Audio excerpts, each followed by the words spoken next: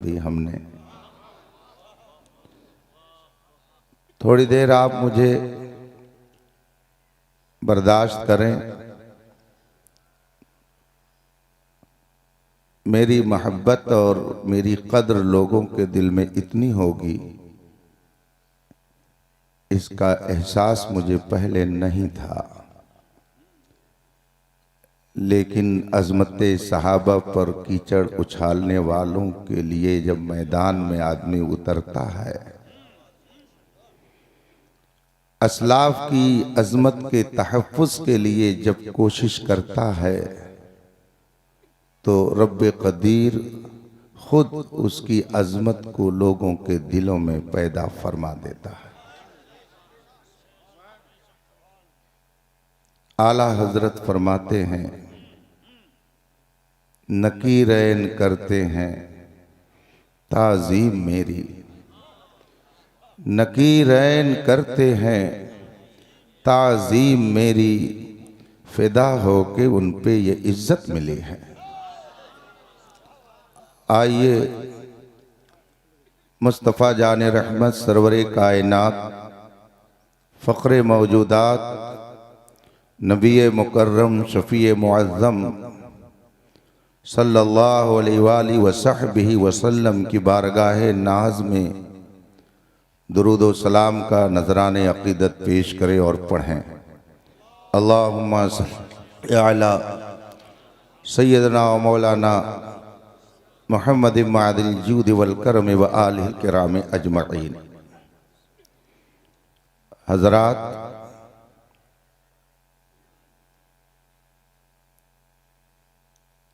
रब का करम है कि उसने हमें और आपको अशरफुल मखलूक़ात बनाया। शराफत, करामत, बुजुर्गी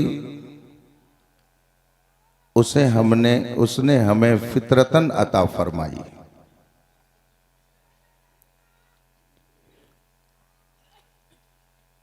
और इस दुनिया में आने से पहले जो दुनिया उसने बसाई, उस दुनिया में सारी रूहों को जमा फरमाकर अपनी रुबूबियत का इकरार कराया। आलम अरवाह में सिर्फ हमें नहीं थे जो इस वक्त उसकी रुबूबियत का इनकार कर रहे, वो भी थे। आलम अरवाह में रब्बे कायनात ने एक सवाल किया, अलस्तु बिरब्बिकुम, क्या मैं तुम्हारा रब नहीं हूं? कालू बला, सारी रूहों ने कहा क्यों नहीं, बेशक तू हमारा परवरदिगार है। लेकिन सवाल ये होता है कि रूहों को कैसे पता चल गया कि वो परवरदिगार है? ये इल्म रूहों को कहां से आ गया? कैसे उन्हें इल्म हुआ कि जो हमसे अहद व पैमान करा रहा है वही हमारा परवरदिगार है? इसका जवाब कुरान में मिलेगा। रसूल पाक सल्लल्लाहु अलैहि वसल्लम की ज़बान मुक़द्दस से ऐलान कराया गया, कुल इन्ना सलाती व नुसुकी व महयाया व ममाती लिल्लाहि रब्बिल आलमीन ला शरीक लहू व बिज़ालिका उमिरतु व अना अव्वलुल मुस्लिमीन। अना अव्वलुल मुस्लिमीन। कुरान कहता है, ऐ महबूब आप ऐलान कर दो, अना अव्वलुल मुस्लिमीन, सबसे पहला मुसलमान मैं हूं। गोया रूहों की दुनिया में सबसे पहले रब की रुबूबियत का इकरार करके लोगों को राह हिदायत देने वाली हस्ती का नाम मुहम्मदुर रसूलुल्लाह है। कायनात के मुअल्लिम अव्वल का नाम मुहम्मदुर रसूलुल्लाह है। अब अगर किसी को इल्म की खैरात लेनी है तो उस उस्ताद अव्वल की बारगाह में हाजिरी देनी पड़ेगी। अगर रब की मारिफत और रब की रुबूबियत को जानना है तो उसके दरबार में जाना पड़ेगा। रब की रुबूबियत का इकरार अकीदे तौहीद कहलाया और उस मुअल्लिम की बारगाह में पहुंच करके उसको तस्लीम करके वहां से खैरात लेना और उसे खुदा का बरगुज़ीदा पैगंबर मान लेना अकीदे रिसालत कहलाया। इस्लाम की बुनियाद में ये दो अकीदे खिश्ते अव्वल की हैसियत रखते हैं। एक अकीदे तौहीद है और एक अकीदे रिसालत है। अकीदे तौहीद के बगैर इंसान साहिब ईमान नहीं हो सकता। अकीदे तौहीद यह है कि एक हस्ती है जो हमेशा से है और हमेशा रहेगी। ला शरीक लहू, उसका कोई शरीक नहीं है। ला सहीमा लहू वला नज़ीर लहू वला वज़ीर लहू वला ज़िद्द लहू वला निद्द लहू। न उसका कोई नज़ीर है, न उसकी कोई मिसाल है, न उसका कोई हमसर है, न उसका कोई मुकाबिल है। वही कायनात को चलाता है। कायनात में जो कुछ होता है सब उसी की मशीयत से होता है। मा तशाऊन इल्ला अन यशा अल्लाहु रब्बुल आलमीन, तुम कुछ नहीं चाहते बस वही जो खुदा चाहता है। फ़अालुल लिमा युरीद, वही जो चाहता है करता है। यफ़अलु मा यशा, वो जो चाहे करे, उससे कोई मुआखज़ा नहीं कर सकता।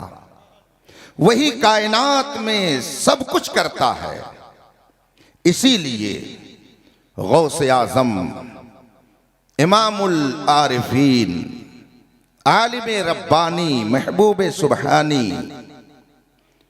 हजरत सैयदना शेख अब्दुल कादिर जिलानी क़ुद्दसा सिर्रुहु रब्बानी ने इरशाद फरमाया, ऐ इंसान, अपने वक्त को तीन चीजों में ज़ाये मत कर।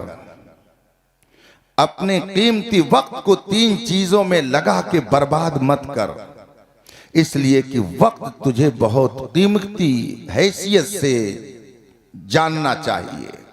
वक्त बहुत ही कीमती शय है, इसे ज़ाये मत कर।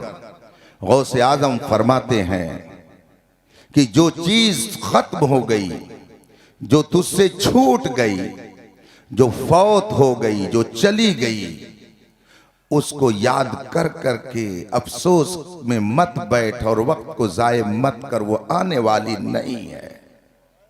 फरमाते हैं कि ऐ इंसान, अपना ताल्लुक लोगों से बढ़ा मत, इसलिए कि लोगों से अगर ताल्लुक बढ़ाएगा और खुदा से ताल्लुक नहीं रखेगा, ये ताल्लुक तुम्हारे काम नहीं आएगा। यौम यफिर्रुल मर्उ मिन अखी, कयामत के दिन भाई अपने भाई से भागेगा, बेटा बेटी अपने माँ अपने बाप से भागेंगे। ये सब एक दूसरे से जुदा हो जाएंगे। गौसे पाक रज़ियल्लाहु ताला अन्हु फरमाते हैं कि लोगों में अपने ताल्लुकात को बनाने में अपने वक्त को ज़ाये मत कर, खुदा से ताल्लुक मजबूत कर, यही ताल्लुक काम आएगा।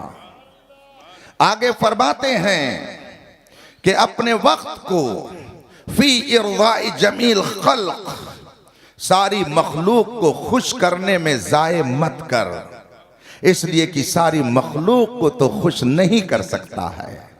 इसलिए उसे खुश कर जिसने तुझे खुशी दी है, उसे खुश कर जो तुम्हें खुशी अता करता है, उसे खुश कर जो तुम्हें हर मुसीबत में सहारा देता है, उससे ताल्लुक पैदा कर जो तुम्हें हर मुसीबत में काम आने के लिए तुम्हारे सर पर रहमतों की बारिश करता है। उससे ताल्लुक पैदा कर जिसकी मर्जी से तू आया है, उससे ताल्लुक पैदा कर जिसकी मर्जी से तू जाएगा। हमारा नौजवान कहता है, उलमा 1400 साल पुरानी बात बयान करते हैं, दुनिया कहां से कहां चली गई, ये 1400 साल पुरानी ही बातें कहते हैं। आप इंसाफ से मुझे बताइए, दुनिया कहां से कहां चली गई? फिरौन कहां चला गया? नमरूद कहां चला गया? शद्दाद कहां चला गया? कारून कहां चला गया? अबू जहल कहां चला गया? ये सब इसी जमीन में मिट गए और इनका कोई वजूद बाकी नहीं, मगर मुस्तफा के वफादार गौसे आजम कल भी जिंदा थे, आज भी जिंदा है। ख्वाजा गरीब नवाज कल भी जिंदा थे, आज भी जिंदा हैं। मखदूम अशरफ कल भी जिंदा थे, आज भी जिंदा हैं। सैयदना सालार मसूद गाजी कल भी जिंदा थे, आज भी जिंदा है। इमाम अहमद रजा कल भी जिंदा थे, आज भी जिंदा हैं। हजरत यहिया मनयरी कल भी जिंदा थे, आज भी जिंदा हैं। ताजु शरिया कल भी जिंदा थे और आज भी जिंदा हैं। आप कहते हो दुनिया कहां से कहां चली गई, मैं कहता हूं न गोरे सिकंदर है न कब्रे दारा, मिटे नामियों के निशा कैसे कैसे, जिनके महलों में हजारों रंग के फानूस थे, झाड़ उनकी कब्र में है और निशा कुछ भी नहीं। जिनकी आमद की सदा से गूंजते थे आसमां, गोरे बगली की झपट में पहलवा कुछ भी नहीं। 4 दिन की चांदनी है फिर अंधेरी रात है, यह तेरा हुस्नो शबाब है नौजवान कुछ भी नहीं। तू कहता है दुनिया कहां से कहां चली गई। हजरत लोग 1400 साल पुरानी ही बात कहते हैं। इस मौके पर मुझे एक आलमी मुबल्लिग, जिसे मुबल्लिग इस्लाम खलीफे आला हजरत अल्लामा अब्दुल अलीम मेरठी सिद्दीकी नव्वरल्लाहु मरकदहू के नाम से दुनिया जानती है। ये आला हजरत के शागिर्द हैं, उनके तिलमीज़े रशीद हैं, आला हजरत के खलीफा हैं और रिवायत के मुताबिक तकरीबन 30 जबानों में तकरीर फरमाते थे और इनकी तकरीर से तकरीबन 70,000 लोगों ने दामन इस्लाम से वाबस्तगी इख्तियार फरमाई थी। ये फरमाते हैं अपने एक खिताब में, लोग कहते हैं आगे बढ़ो तो तरक्की करोगे, आगे चलो तो तुझे इज्जत मिलेगी। अल्लामा मेरठी फरमाते हैं, मैं कहता हूं पीछे चलो, पीछे चलो, पीछे चलो और पीछे चलो और 1400 साल पीछे चले जाओ और मुस्तफा के सहाबा के नक्शे कदम पर चलने लगो तो तुम भी कहोगे कि दश्त तो दश्त हैं, दरिया भी न छोड़े हमने, बहरे जुल्मात में दौड़ा दिए घोड़े हमने। तुम भी कहोगे और तुम्हें भी लोग बताएंगे कि मोहम्मद से वफा तूने तो हम तेरे हैं, ये जहां चीज है क्या लौहो कलम तेरे हैं। इस्लाम के बुनियादी अकायद में अकीदे तौहीद सब पर मुकद्दम है और उसके बाद अकीदे रिसालत है कि अल्लाह ने 1 लाख कमो बेश 2,24,000 अंबियाए किराम इस दुनिया में भेजा और आखिरी नबी हमारे आपके आका मौला सारी कायनात के पैगंबर हजरत मोहम्मद मुस्तफ़ा सल्लल्लाहु अलैहि वसल्लम को अल्लाह ने इस दुनिया में भेजा। अब क़यामत तक कोई नबी नहीं आ सकता, क़यामत तक कोई नया रसूल नहीं आ सकता। अब सिक्का चलेगा तो मोहम्मद अरबी का चलेगा, अगर जिक्र आम होगा तो मोहम्मद अरबी का होगा और अगर कोई मिटाना चाहे तो 1400 साल की तारीख बता रही है कि मिट गए, मिटते हैं, मिट जाएंगे आदा तेरे, न मिटा है न मिटेगा कभी चर्चा तेरा। और जो जितना ही मिटाने के लिए आगे बढ़ेगा, इमाम अहमद रजा की जबान में हम कहेंगे अर्श पे ताजा छेड़छाड़, फर्श पे तुरफा धूमधाम, कान जिधर लगाइए तेरी ही दास्तान है, वही धूम अब भी है माशा अल्लाह। मिट गए आप मिटाने वाले। अकीदे रिसालत और अकीदे तौहीद ये इस्लाम के बुनियादी अकायद हैं। इसको मैंने इसलिए जिक्र किया कि हजरत अल्लामा बलियावी साहब से आप सुनेंगे कि इस वक्त दुनिया भर में इन दोनों अहम अकीदों पर हमला करने के लिए न जाने कितनी दुश्मन ताकतें मैदान में उतरी हुई हैं। अकीदे तौहीद को बर्बाद करने के लिए न जाने कितने दुश्मनाने इस्लाम ने कमरे हिम्मत कस ली है। उसके नतीजे में हजारों नौजवान रोजाना हजारों नौजवान अपने अकीदा और ईमान को बर्बाद कर रहे हैं। आप उठा करके हालात का जायजा लीजिए, आप पढ़िए तो आपको मालूम होगा कि इस वक्त पूरी दुनिया में कादियानियत और उसके अलावा जितनी बातिल ताकतें हैं उन सब ने सर जोड़ करके ये तय कर लिया है कि उम्मते मुस्लिमा को तहस नहस करने के लिए आखिरी दम तक हमारी कोशिश जारी रहेगी। चुनांचे उन्होंने कॉलेज के बच्चों को, यूनिवर्सिटी में पढ़ने वाले तलबा को इस तरह से वरगलाना शुरू कर दिया है कि इस वक्त अगर सर्वे किया जाए तो रोज आना न जाने कितने मुसलमान नौजवान कुफ्र की दहलीज पर पहुंच जा रहे हैं। सदक़ रसूलुल्लाह सल्लल्लाहु अलैहि वसल्लम, रसूल पाक ने सच फरमाया कि इंसान पर एक ऐसा वक्त आएगा, मुसलमानों पर ऐसे हालात आएंगे, युमसिर रजुलु मुमिनन व युस्बिहु काफिरा, आदमी शाम को ईमान वाला होगा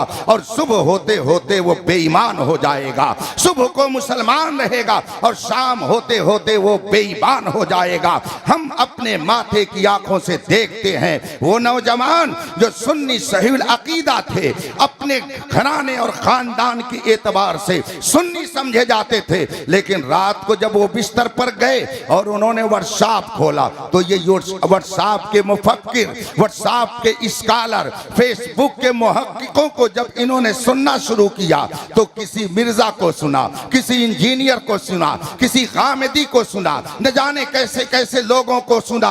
शाम को सोया था तो साहिब ईमान था, मगर उस बदअकीदे की बात जहन में बैठ गई तो सुबह होते होते बदअकीदा हो जाता है। सदक़ रसूलुल्लाह, रसूल पाक ने सच फरमाया, इंसान शाम को मोमिन होगा और सुबह होते होते अपना ईमान खो बैठेगा। इस वक्त दुनिया में बहुत सारी इस्लाम दुश्मन तहरीकें चल रही हैं जो आपके अकीदे तौहीद को बर्बाद करने के लिए न जाने कितने हरबे इस्तेमाल कर रही हैं। एक छोटा सा वाकया आप मुझसे सुनिए तो आपको अंदाजा होगा कि किस तरीके से अकीदे तौहीद पर कुल्हाड़ी चलाने की कोशिश की जा रही है। मुझसे एक साहब ने कहा कि मैंने अपनी बच्ची का एडमिशन एक मेडिकल कॉलेज में करा दिया और मैंने वहां सारी जरूरतों के सामान फराहम कर दिए, फीस जमा कर दी। मेरी बच्ची वहां पढ़ने के लिए गई। एक हफ्ते के बाद उसने मुझे फोन किया और कहा कि अब्बू मैं यहाँ नहीं पढ़ सकती हूँ। मैंने कहा क्यों नहीं पढ़ सकती हो? कहा जब आप मिलेंगे तब मैं ये बताऊंगा। कि हफ्ता, 2 हफ्ता, 3 हफ्ता, 1 महीना गुजर गया।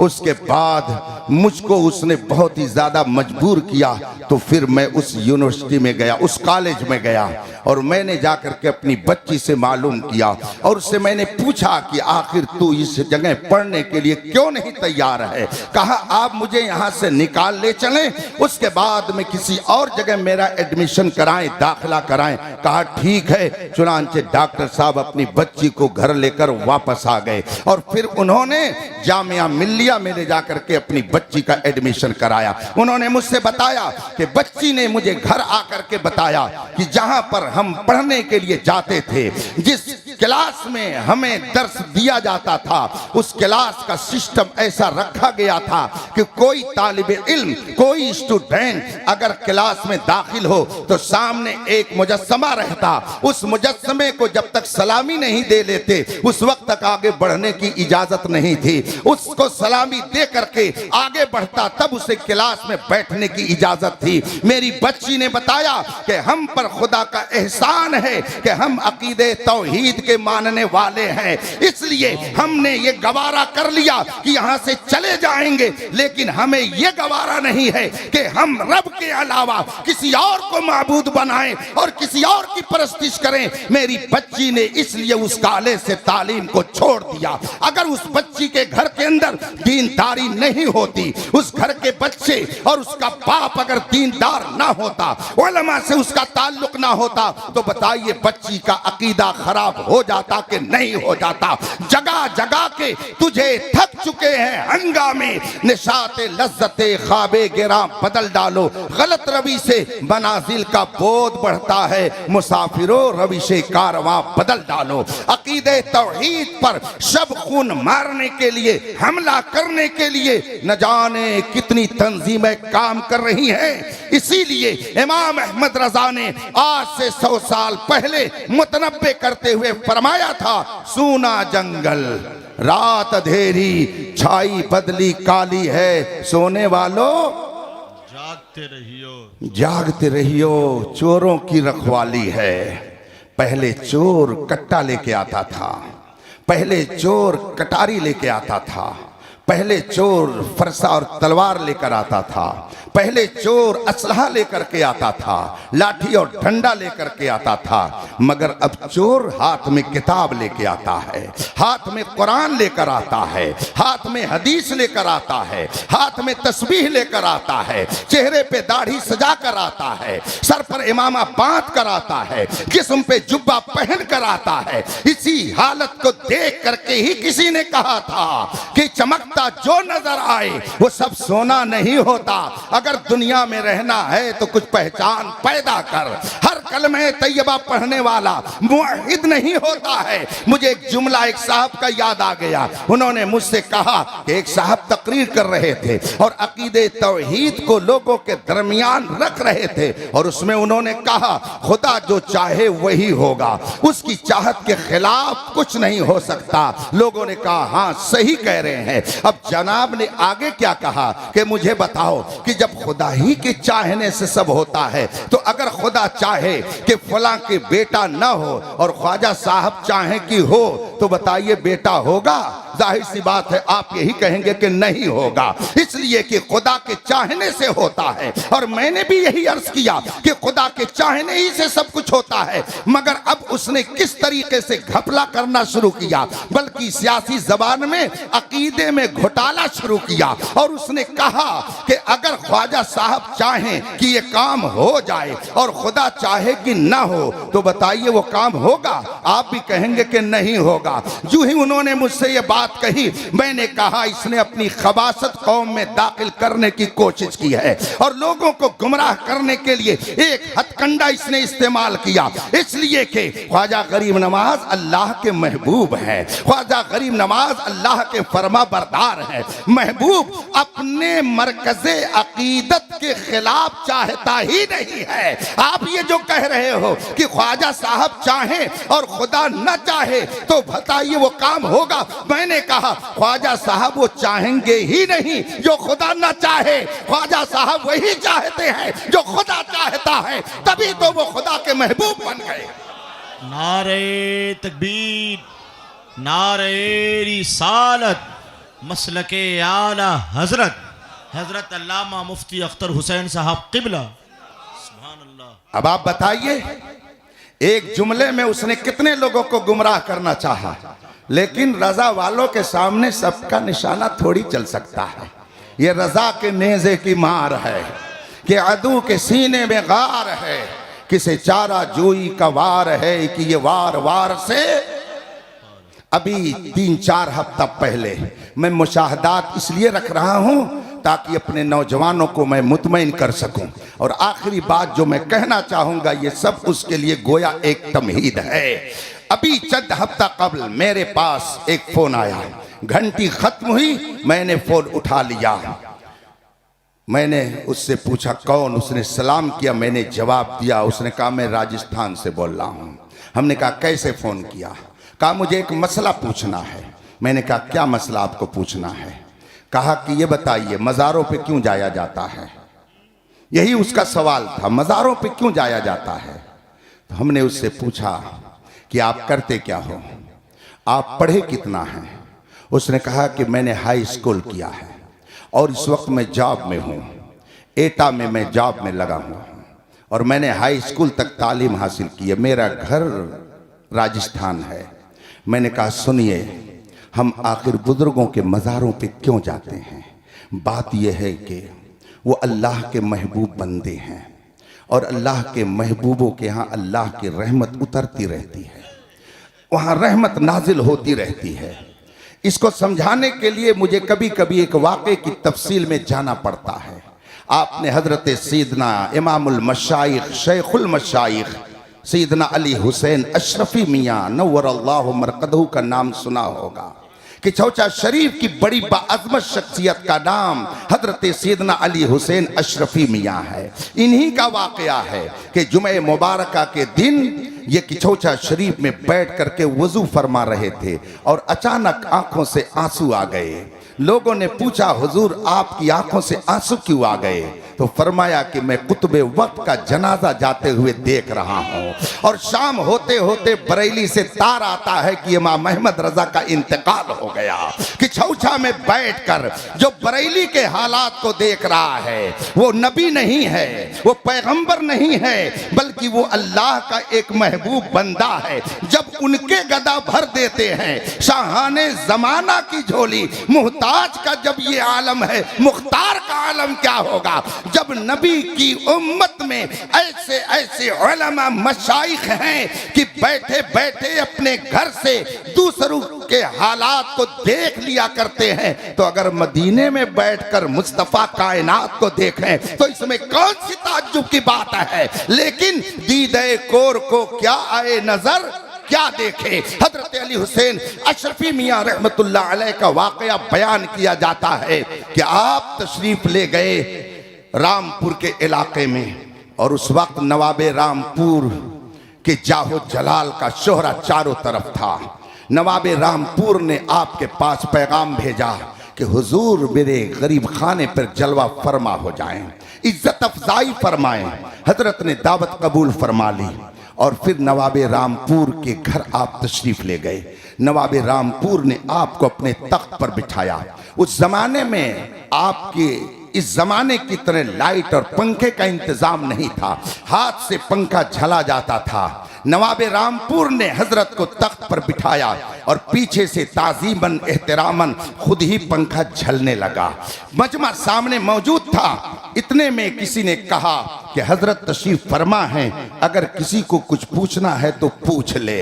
इत्तेफाक से एक आदमी पीछे से खड़ा हुआ। उसने कहा मुझे एक सवाल करना है। हजरत ने फरमाया क्या सवाल है? उसने कहा हुजूर मैं ये जानना चाहता हूँ कि अगर बंदा कोई दुआ करता है तो उसकी दुआ कौन कबूल करता है? हुजूर अशरफी मियाँ रहमतुल्लाह अलैह ने फरमाया कि ये भी कोई पूछने की बात है। हर मुसलमान ये जानता है कि बंदे की दुआ खुदा कबूल करता है, खुदा दुआ कबूल करता है, और कौन कबूल करता है? उसने कहा ठीक है हुजूर, अब दूसरा सवाल ये है कि उसको कहाँ से पुकारा जाए कि वो हमारी दुआ को कबूल कर ले? उससे कहाँ से बुलाया जाए? उससे कहाँ बैठकर दुआ की जाए कि वो हमारी दुआ को कबूल कर ले? हजरत ने इरशाद फरमाया उसको जहाँ से तुम पुकारोगे, जहां से बैठ के दुआ करोगे, अगर वो चाहेगा तो तुम्हारी दुआ को कबूल कर लेगा। दुआ वही कबूल करता है। आप मैदान कारजार में हो तब भी वो दुआ कबूल करना चाहे तो कर लेगा। आप दोस्तों की महफिल में हो, मस्जिद में हो, मदरसे में हो, जहां दुआ करें, अगर वो चाहेगा तो दुआ कबूल कर लेगा, और अगर न चाहे तो खाने काबा की जंजीर पकड़ करके दिन भर खड़े रहें, फिर भी कुछ होने जाने वाला नहीं है। दुआ खुदा कबूल करता है और जहां से चाहे वो बंदा उसे पुकारे, अगर वो चाहेगा तो दुआ कबूल कर लेगा। कहा हुजूर ये भी बात समझ में आ गई, मगर एक तीसरा सवाल और रह गया। कहा क्या है? कहा हुजूर आपने बताया दुआ खुदा कबूल करता है, आपने ये भी बताया कि उसे जहां से पुकारा जाए और जहां से उससे दुआ की जाए, अगर वो चाहेगा तो दुआ को कबूल कर लेगा। हुजूर दोनों बातें समझ में आ गई, मगर तीसरा सवाल यह है कि जब वही दुआ कबूल करता है और जहां से उसे पुकारा जाए, अगर वो चाहेगा तो दुआ कबूल कर लेगा, हुजूर तब आप क्यों कहते हैं किसी परेशान ज़दा को, मुसीबत ज़दा को, आपके पास अगर कोई आसेब ज़दा आता है तो आप कहते हैं कि छौछा चले जाओ, और अगर किसी को औलाद की ज़रूरत होती है तो आप कहते हैं अजमेर चले जाओ, और अगर किसी को बीमारी से शिफा लेनी है, कोढ़ का मर्ज उसका ठीक होना है, तो उसको आप कहते हैं कि इसको लेकर के बहराइच चले जाओ। जब दुआ खुदा कबूल करता है तो क्यों आप बहराइच भेजते हैं, क्यों किछौछा भेजते हैं, क्यों अजमेर भेजते हैं। हजरत ने फरमाया ठीक है, तुम्हारा सवाल सही है। बात तो समझ में आ रही ना आप लोगों के? हम भी आप ही के दरमियान के हैं ना, आप इंग्लैंड से, हम तुरान से हैं, हम दोनों के दोनों हिंदुस्तान ही से हैं। अगर आप मेरी गुफ्तगू को संजीदगी से थोड़ी देर और समाप्त कर लेंगे तो मैं समझूंगा मेरा आना वसूल हो गया। आपने फरमाया बेशक खुदा दुआ कबूल करता है और जहां से पुकारा जाए वो अगर चाहेगा तो दुआ कबूल कर लेगा। अब आपने उससे फरमाया आओ करीब आ जाओ। इकबाल साहब आ रहे हैं, आइए करीब आ जाइए, आप भी आ जाइए, चलिए करीब आ जाइए ताकि आपको बलियाबी साहब का फैज़ मिल जाए। और अवाम अभी अपना फैज़ जेब से निकाल कर आपके दरमियान रखेगी। आइए तशरीफ़ ले आइए, उधर से आ जाइए, दरूद शरीफ पढ़िए। आप हज़रात अपनी जगह बैठ जाइए। अल्लाहुम्मा सल्लि अला सय्यदना व मौलाना मुहम्मद मादनी जूद वल करम व आलिहिल किराम अजमईन। हज़रत ने फरमाया करीब आ जाओ। अब वहाँ से उठा, आपके पास कुर्ब में आकर बैठ गया। हज़रत ने खामोशी इख्तियार फरमाई, उसे कोई जवाब नहीं दिया। थोड़ी देर के बाद फरमाया अपनी जगह पर चले जाओ। अब फिर वो अपनी जगह पर चला गया।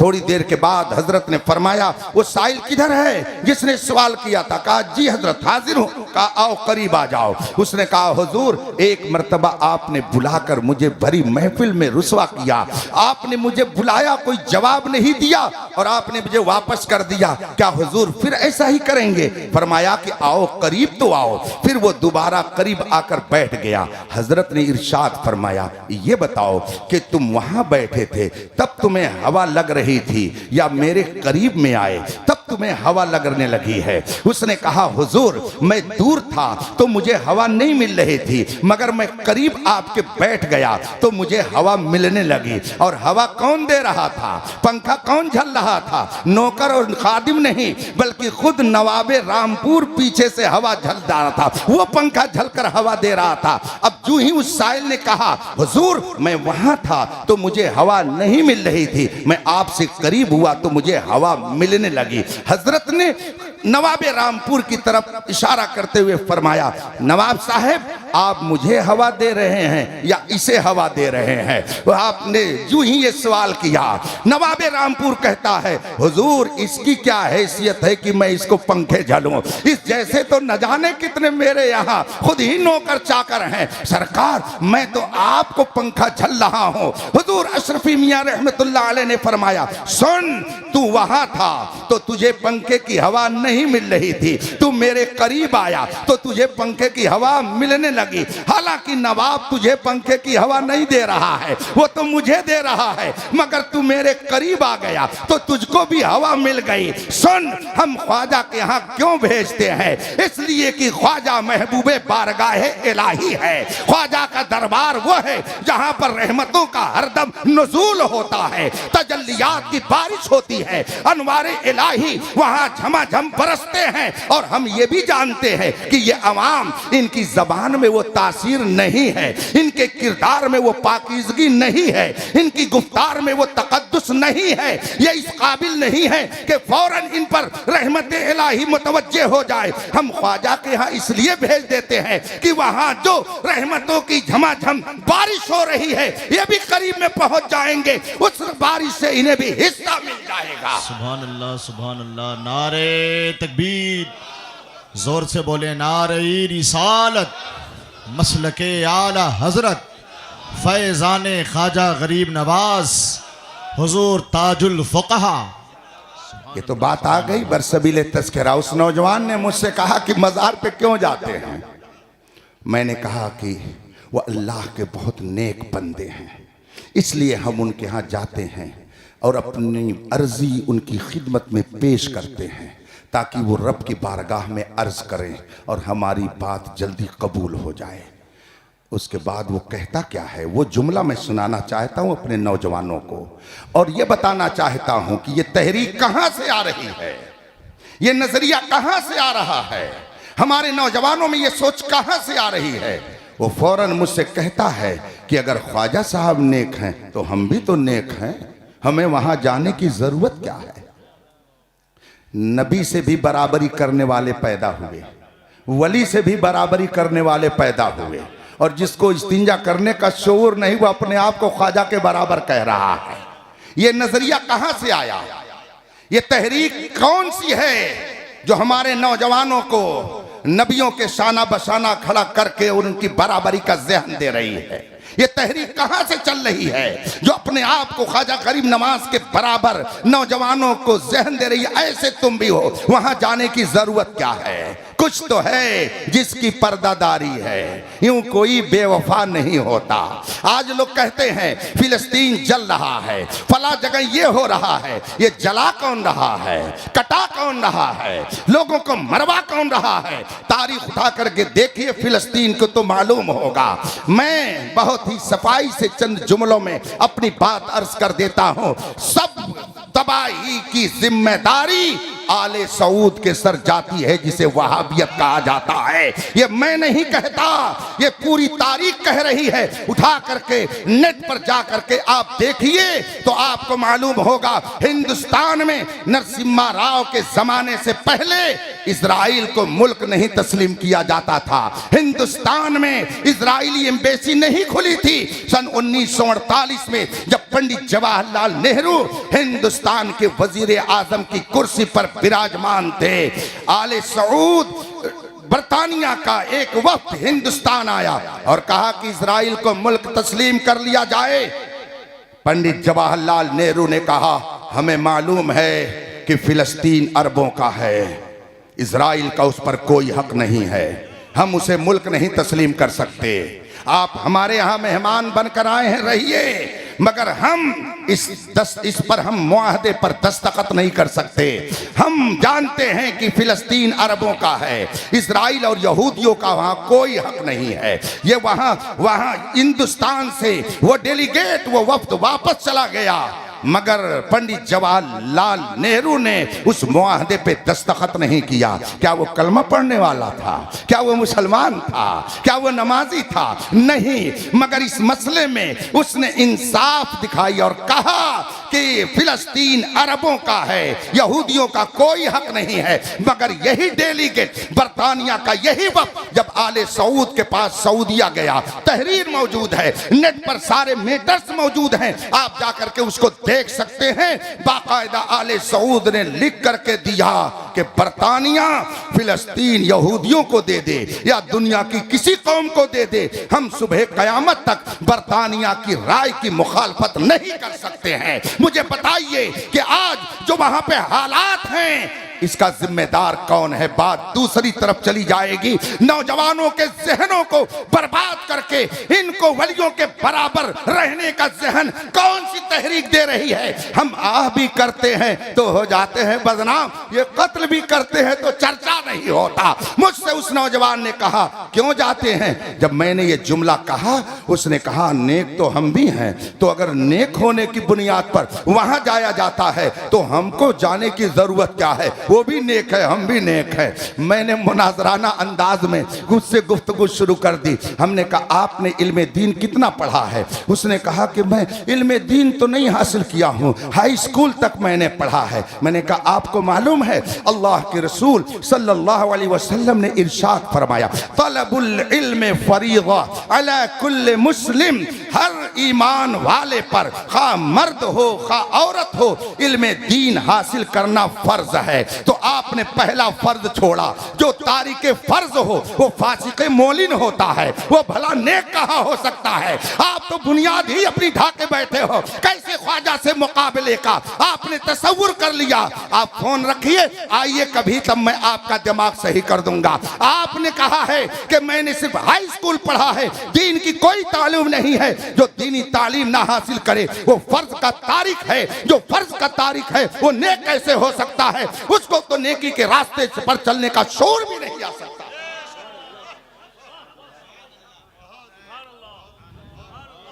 हजरात, बातें बहुत है कहने को, और अगर कही जाएं तो वो शेर बिल्कुल सुनाना पड़ेगा कि दिल के फफोले जल उठे, सीने के दाग से इस घर को आग लग गई, घर के चिराग से।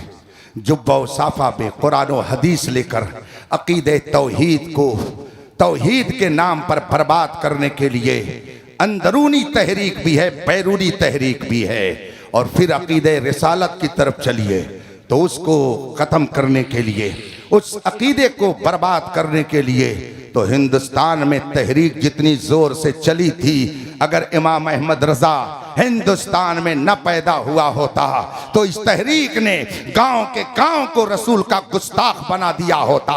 मैंने एक मौके पर चंद उलमा के दरमियान ये बात रखी, क्या वजह है? हिंद के अलावा दूसरे ममालिक में भी बड़े बड़े उलमा थे, बड़े बड़े मशाइख थे, बड़े बड़े पीराने तरीकत थे, बड़े बड़े दानिश्वर थे, मगर वहां पूरा का पूरा मुल्क, पूरी की पूरी आबादी, पूरा का पूरा शहर बदअकीदा हो गया। मगर हिंदुस्तान में ऐसा नहीं हो सका। निकाली सैकड़ों नहरें के पानी कुछ तो कम होगा, मगर फिर भी मेरे दरिया की तुगयानी नहीं जाती। अहले सुन्नत के नाम पर ख्वाजा के दरबार में देखो तो जम्मे गफीर दिखाई देता है। इमाम अहमद रजा की तुरबत पर जाइए तो लाखों की भीड़ नजर आती है। सैयदना सालार मसूद काजी के यहाँ जाइए, महबूब इलाही के यहाँ जाइए, कुतुबुद्दीन बख्तियार काकी के यहाँ जाइए, हजरत मखदूम पाक के यहाँ जाइए। रोकने वाले रोक रहे हैं, मगर रुकने का नाम नहीं लिया जा रहा है, बल्कि वो बबागे दोहल कहते हैं कि तुम लाख रोको मगर याद रखो तुम जल जाओगे, मर जाओगे, सड़ जाओगे, मगर हमारा जाना महबूबों के दयार में बंद नहीं कर सकते हो। आखिर ये माहौल कैसे बाकी है? मैंने ये सवाल किया कि और भी तो मुल्क में उलमा थे, दूसरे ममालिक में बड़े बड़े मशाइख थे, आप तारीख पढ़िए तो आपको मालूम होगा।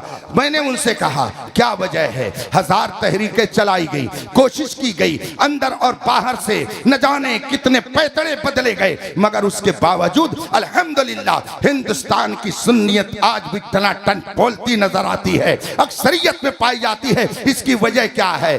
तो किसी ने कहा यह वजह हो सकती है, किसी ने कहा यह वजह हो सकती है। उसमें एक दीदावर आलिम बैठे हुए थे, तजर्बेकार थे, उन्होंने फरमाया कि सुनिए बात यह है, और मुल्कों में आलिम थे मगर वहां कोई अहमद रजा नहीं था। हिंदुस्तान में अहमद रजा था, इसलिए हिंदुस्तानी मुसलमानों के ईमान की हिफाजत हो गई। इसीलिए दुनिया कह रही है डाल दी कल्ब में अजमते मुस्तफा सैयदी आला हजरत पे ला।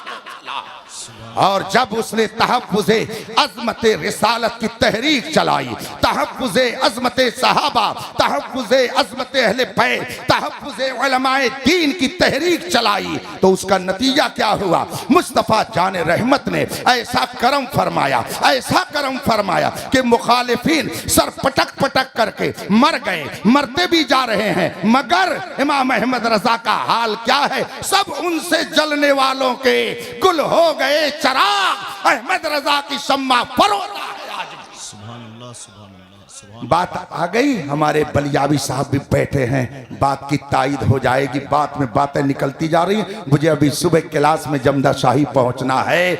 मुझसे आप झारखंड जो एक अजीम इदारा अपने अंदर रखता है, जिसे फैजुल उलूम कहा जाता है, जो रईसुल कलम अल्लामा अरशदुल कादरी अलैहि रहमत व रिज़वान की अजीम यादगार है, उसके मनसबे शेखुल हदीस पर फाइज होने वाली शख्सियत हजरत मौलाना मुफ्ती आबिद हुसैन साहब मिसबाही है। उन्होंने मुझसे खुद बयान किया कि बरेली से क्या अकीदत थी अल्लामा अरशदुल कादरी की, उसे जरा सुन लीजिए। मैंने कहा सुनाइए। दास्ताने मोहब्बत है, उसे तो हम बहुत ही शौक से सुनते हैं, बहुत ही शौक से हम दास्ताने इसको वफा को सुनते हैं। कहा एक मौके पर अल्लामा अरशदुल कादरी अलैहि रहमत व रिज़वान ने दावत दी खानवादे रज़विया के चश्मो चराग हजरत अल्लामा सिब्तैन रजा खान साहब अलैहि रहमत व रिज़वान को, और फिर वो जलसे में जलवा फरमा हुए। अल्लामा अरशदुल कादरी रहमतुल्लाह अलैह कहीं बाहर तशरीफ ले गए थे और वहां से आ रहे थे। फोन करके मुझसे फरमाया कि आपने क़यामगाह उलमा की कहाँ कहाँ रखी है। मैंने तफसील बता दी और उसके बाद में उन्होंने खास कर नाम लेकर के पूछा अल्लामा सिब्तैन रजा की क़यामगाह कहाँ है। अल्लामा आबिद साहब ने फरमाया कि मैंने आपके कमरे में, जो इदारे में आपका कमरा जहाँ आप पढ़ाते हैं बैठते हैं, वहाँ मैंने उनकी क़यामगाह रखी है। कहा नहीं, जहाँ मेरे बच्चे रहते हैं, जहाँ मेरी फैमिली रहती है, वहाँ जो मेरा मखसूस हुजरा है उसको सजा दिया जाए, वहाँ बिस्तर लगा दिया जाए और अल्लामा सिब्तैन रज़ा को वहाँ पर क़याम कराया जाए। उनकी क़यामगाह मेरा वो हुजरा रहेगी। कहा अच्छा, कहा ठीक है, लेकिन हजरत सब इंतज़ाम हो गया है। कहा ठीक है, लेकिन उनकी क़यामगाह तो मेरा वो कमरा होगा जहाँ मेरे बच्चे भी मेरे साथ रहते हैं। और फिर क्या जुमला इरशाद फरमाते हैं, रईसुल कलम फरमाते हैं, मौलाना सुनो, आला हजरत के खानवादे पर रसूल पाक की खुसूसी इनायत है। मैं ये चाहता हूँ कि अल्लामा सिब्तैन रज़ा के जरिया वो रसूल पाक की खुसूसी इनायत बरेली के वास्ते से मेरे घर में भी आ जाए। जब मोहब्बतों का चिराग दिल में यूं जलता है तो वो सफीर इस्लाम बनकर कायनात के उफुक पर छा करके रईसुल कलम कहलाता है, हाफिज मिल्लत की यादगार कहलाता है। अकीदे रिसालत को बर्बाद करने के लिए जब हिंदुस्तान में तहरीक चलाई गई, इमाम अहमद रजा ने 1000 किताब लिखकर ऐसा वार किया है और दुश्मनाने इस्लाम की जबान को इस तरह से काटा है कि आज तक वो बिलबिला रहे हैं और आज तक इमाम अहमद रजा को न जाने किन किन अल्फाज से याद कर रहे हैं। मगर इमाम अहमद रजा की अजमत का सिक्का जैसे कल चल रहा था आज भी चल रहा है और इंशाअल्लाह सुबह क़यामत तक चलता रहेगा। आप कहेंगे कि मौलाना ये कौन सी तहरीक थी? मैं नाम नहीं लूंगा इसलिए कि नाम लेकर के अपनी जबान को मैं खराब नहीं करूंगा। कुछ लोग कहते हैं कि अगर खिंजीर का नाम ले लिया जाए तो जबान 40 दिन तक नापाक रहती है। हालांकि ये मसला सही नहीं है, ये मसला गलत है, लेकिन लोगों में मशहूर है। तो ऐसे ही कुछ लोग होते हैं जिनका नाम लेना मैं अपने तई बहुत ही गलत समझता हूँ। मगर एक तहरीक थी उस जमाने में जो रसूल पाक के एक एक वस्फ का इनकार करने के लिए गांव गांव घूम रही थी। रसूल पाक ने फरमाया कि हर नबी अपनी कब्र में जिंदा है, मगर लोगों के जहन में एक तहरीक ये बात बैठा रही थी कि नबी तो मरकर मिट्टी में मिल गए, अब वो तुम्हारी क्या मदद कर सकते हैं। जो ही बरेली के इमाम अहमद रजा ने इन गुस्ताखाना जुमलों को सुना, वहीं से ललकार करके कहा तू जिंदा है वल्लाह, तू जिंदा है वल्लाह, मेरी चश्मे आलम से छिप जाने वाले। जब उस तहरीक के एक फर्द ने लिखा था कि नबी कुछ नहीं दे सकते हैं, तो बरेली के इमाम अहमद रजा ने ललकार कर फरमाया था कौन देता है? देने को मुंह चाहिए, देने वाला है सच्चा। और जब वो तहरीक कहती थी कि नबी तो गांव के चौधरी की तरह है, तो ऐसे मौके पर इमाम अहमद रजा हमें सबक दे रहा था। सबसे औला व आला हमारा नबी, सबसे बाला वो वाला। जब वो तहरीक कह रही थी कि बस उनको बड़े भाई की तरह मानो, तब आला हजरत हमको सिखा रहे थे अल्लाह की सरताबा कदम शान है ये, इंसान नहीं इंसान, वो इंसान है ये। कुरान तो ईमान बताता है इन्हें, ईमान ये कहता है मेरी जान है ये। जब वो तहरीक कह रही थी या रसूल अल्लाह मत कहो ये शिर्क है, तब इमाम अहमद रजा हमको सिखा रहा था गैज़ में जल जाएं बेदीनों के दिल, या रसूल अल्लाह की कसरत कीजिए। जब कहने वाला ये कह रहा था कि नबी का मीलाद बनाना बिदअत है, शिर्क है, तो इमाम अहमद रजा ललकार कर कह रहा था मिसले फारस जलजले हो नज्द में जिक्र आयाते विलादत कीजिए। अकीदे तौहीद, अकीदे रिसालत, ये इस्लाम के बुनियादी अकायद हैं और इन अकायद को बर्बाद करने के लिए न जाने कितनी तहरीकें अंदर से बाहर से चल रही हैं। मैं ये जुमला बोल दिया करता हूँ, मगर ये ताल्ली के लिए नहीं, अना में नहीं, बल्कि तहदीस नेमत के तौर पर कि अल्हम्दुलिल्लाह मैंने इख्तिलाफी मौजू पर 1000 से ज़्यादा किताबों का मुताला किया है। कादियानियत को डायरेक्ट बिला वास्ता उनकी किताबों के जरिया मैंने पढ़ा है, वहाबियत को उनकी किताबों के जरिया मैंने पढ़ा है, सुलह कुल्लियत को मैंने पढ़ा है, वहाबियत को देवबंदियत को मैंने पढ़ा है, राफिजियत को मैंने पढ़ा है, तफसीलियत को मैंने पढ़ा है। इन मौज़ूआत पर 1000 से ज़्यादा किताबों का मैंने अल्हम्दुलिल्लाह मुताला किया है। अल्लामा बलियावी साहब और हो सकता है यहाँ भी बहुत सारे हजरात हों जिन्होंने दारुल उलूम अलीमिया की लाइब्रेरी को देखा हो, हो। तकरीबन 40,000 किताबें दारुल उलूम अलीमिया की लाइब्रेरी में मौजूद हैं, जहां पर हमेशा लोगों की तहकीक के लिए दरवाजे खुले रहते हैं। ये मजमा जितना बैठा हुआ है उतनी बड़ी वहां की लाइब्रेरी है जिसमें ये पूरा मजमा आ जाएगा। 40,000 से ज्यादा किताबें अलीमिया की लाइब्रेरी में मौजूद हैं। अल्हम्दुलिल्लाह मैं किताबों का मुताला करता रहता हूं। मैं आपसे तो नहीं मगर इन तलबा से जो आज फारिग हो रहे हैं इनसे कहूंगा, इकरा ये कुरान का पहला पैगाम है। पढ़ो पढ़ो, जब पढ़ोगे तब आगे बढ़ोगे।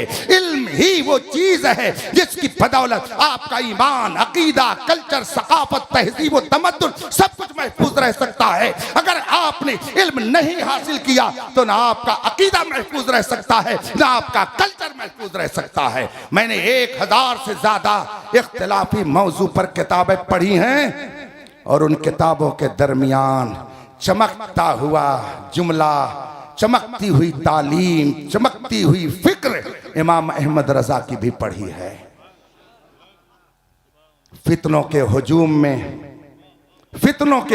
में या लोगों के हुजूम में कह लीजिए, इस वक्त ये पट्टी बनी हुई है ना, ये पट्टी क्यों बनी है? ताकि हुजूम के बीच में भी आने वाला आसानी से स्टेज पर आ सके। कोहरे का मौसम चल रहा है, अभी कोहरा नहीं पड़ रहा है, कुछ दिन में हो सकता है बहुत भयंकर कोहरा पड़े। जब कोहरा पड़ता है और रात में गाड़ी को चलाना पड़े, सफ़र करना पड़े, तो कोहरे के दरमियान आदमी कैसे जाता है, किसके सहारे आगे जाता है? तो गवर्नमेंट को आपने देखा कि उसने बीच रोड में एक रेडियम की पट्टी लगा दी है। वो पट्टी किस लिए है? ताकि रात में भी चमके, कोहरे में भी चमके और मंजिल पर जाने वाला अपनी गाड़ी को उसी के सहारे आगे लेकर के चला जाए। अगर वो दाहिने जाएगा तो डिवाइडर से टकराएगा और बाएं जाएगा तो गड्ढे में जाएगा, और अगर रेडियम की चमकती हुई लकीर को देखते हुए आगे बढ़ेगा तो अपने घर तक आसानी से पहुंच जाएगा। अल्लाह तुर्बतों पर रहमतों नूर की बारिश फरमाए। हमारे उलमा ने फितनों के हुजूम में एक शानदार पट्टी को देखा, एक शानदार पट्टी को लगा दिया, जिसे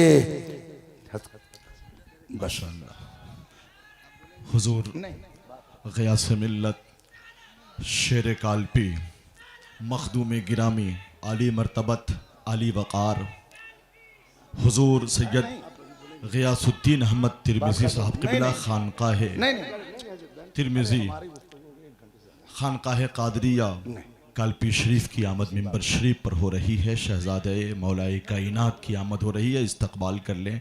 नारे तकबीर, नारे रिसालत, मसलके आला हज़रत, हुजूर शेर काल्पी, हुजूर सरकार ग़ियासे मिल्लत, मसलके आला हज़रत, नारे तकबीर, नारे रिसालत। अदब और एहतराम के साथ आने वाले मुअज़्ज़ज़ मेहमान की बारगाह में आप लोग जल्दी से अपनी जगह पे बैठ जाइए।